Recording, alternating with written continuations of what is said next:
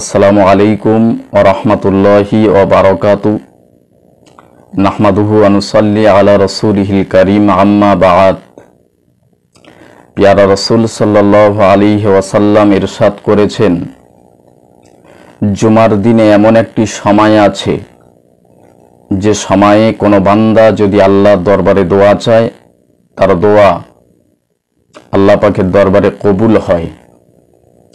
সময়টা কোন সময়? এটি হলো সবথেকে গুরুত্বপূর্ণ কথা। হাদিস পাকের মধ্যে এসেছে সময়টি হলো আসরের পর, আসর থেকে মাগরিবের মাঝখানের যে সময়, এই সময়ে বিশেষ করে জুমার দিন আল্লাহ তাআলার দরবারে বেশি বেশি করে দোয়া চাইবেন।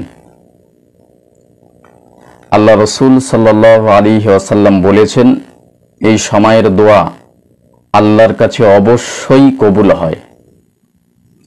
বুখারী এবং মুসনাদে আহমদে এই হাদিসটিতে এই সময়ের কথা উল্লেখ রয়েছে।